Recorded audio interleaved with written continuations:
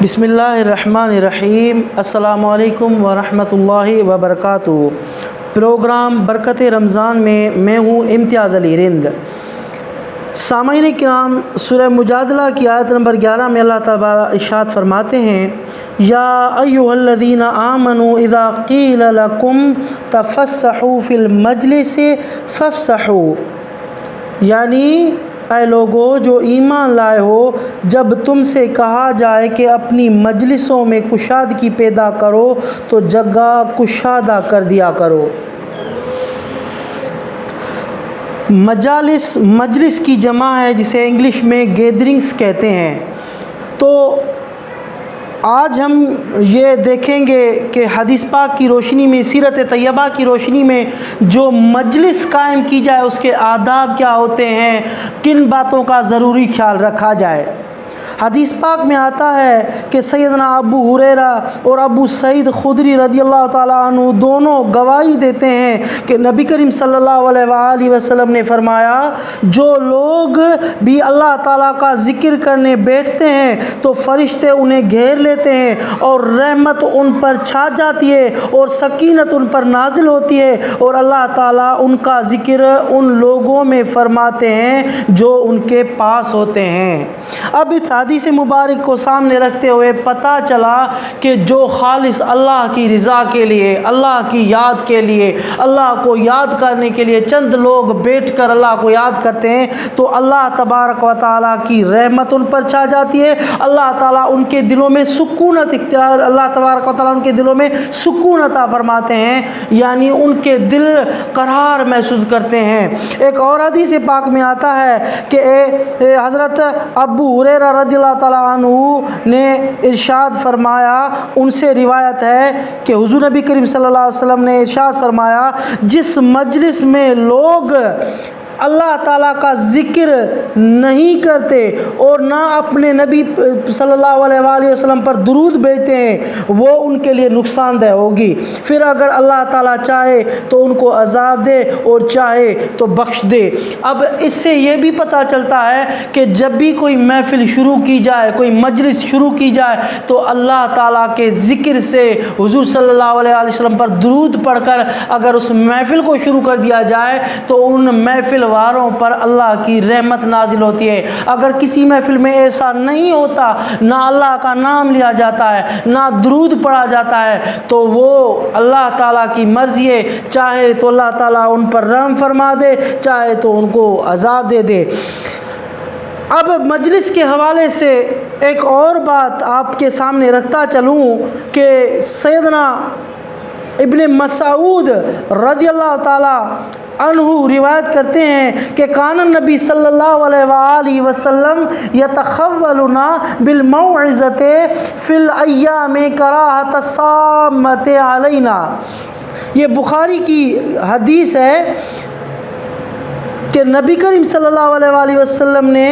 ہمیں نصیحت فرمانے کے لیے کچھ دن مقرر کر دیتے تھے، اس ڈر سے کہ کہیں ہم اکتا نہ جائیں۔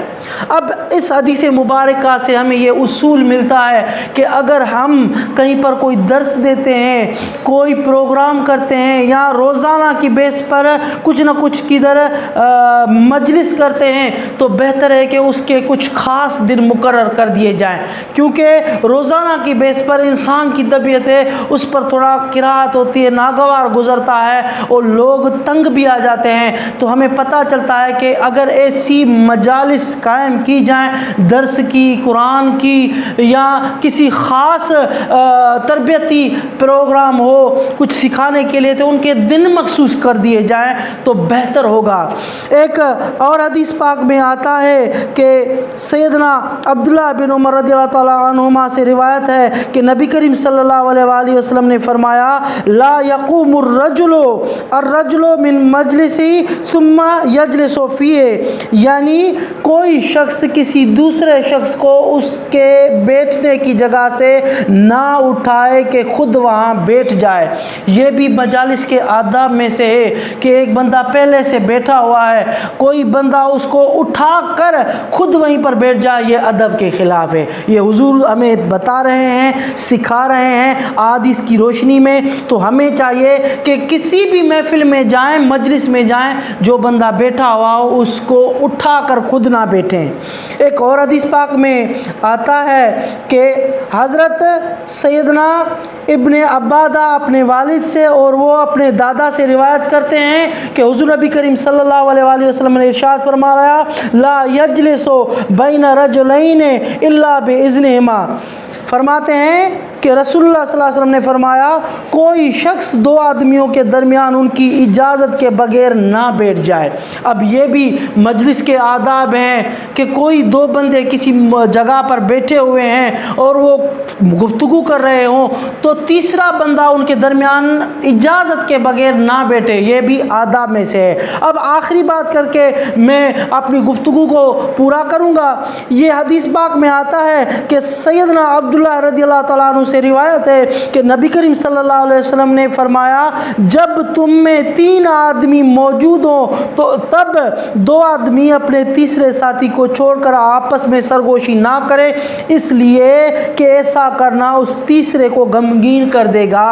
اب یہ کتنی خوبصورت بات کر دی حضور علیہ الصلوۃ والسلام نے کہ جب 2 بندے آپس میں بیٹھے ہوئے ہوں، 3 بندے آپس میں بیٹھے ہوئے ہوں تو 2 بندے آپس میں جب گفتگو کر رہے ہوں، تیسرے کو جب ریسپانس نہیں دے رہے ہیں، ان سے بات نہیں کریں گے تو وہ غمگین ہو جائے گا۔ ہو سکتا ہے اس کے دل میں کچھ خیالات آ جائے، ہو سکتا ہے وہ کچھ اور سوچے، یہ پتہ نہیں کیا گفتگو کر رہے ہیں۔ یہ آداب میں سے ہے کہ مجلس میں بیٹھیں، 3 بندے بیٹھے ہوں تو 2 آپس میں سرگوشی نہ کریں بلکہ تینوں مل کر گفتگو کریں، یہ آداب ہیں۔ تو آج اس پوری ڈسکشن کا محور یہ تھا کہ ہمیں چاہیے کہ جو ہم مجالس قائم کرتے ہیں، سب سے پہلی بات تو ان میں اللہ اور اللہ کے حبیب کے لیے درود اور سلام ہونا چاہیے۔ اس کے ساتھ ساتھ مجلس کے آداب کا خیال رکھا جائے، اور کوئی پروگرام ترتیب دیا جاتا ہے، درس کا، قرآن کا کوئی کورس ڈیزائن کیا جاتا ہے، اس کے لیے دن مخصوص کر دیے جائیں تو بہتر رہے گا، لوگوں کے لیے آسانی ہوگی۔ اور مجلس کے آدابوں میں سے یہ بھی ہم نے سیکھا کہ کسی بندے کو اٹھا کر اس کی جگہ پر نہیں بیٹھا جائے، اور کوئی 2 بندے بیٹھے ہوں تو ان کی اجازت کے بغیر ان کے پاس نہیں جانا چاہیے۔ اور آخری بات جو ہم نے سیکھی وہ یہ کہ 3 بندے ساتھ بیٹھے ہوں، اگر 2 آپس میں گفتگو کر رہے ہو، تیسرے کو نئی گفتگو میں شامل کر رہے ہیں تو اس پر بھاری گزرے گا، وہ غمگین ہو جائے گا۔ تو بہتر ہے کہ ان آداب کا خیال رکھتے ہوئے ہم ایسی محافل کو سجائیں جس میں اللہ تبارک و تعالی اور اللہ کے حبیب علیہ الصلوۃ والسلام کا ذکر ہو، کیونکہ ایسی محافل پر اللہ تعالیٰ کی رحمت ہوتی ہے اور اللہ تبارک و تعالی ان لوگوں پر اپنا کرم فرماتا ہے جس محفل میں اللہ اور اللہ کے حبیب کا ذکر ہوتا ہے۔ بڑی مہربانی، بہت بہت شکریہ، جزاک اللہ خیر۔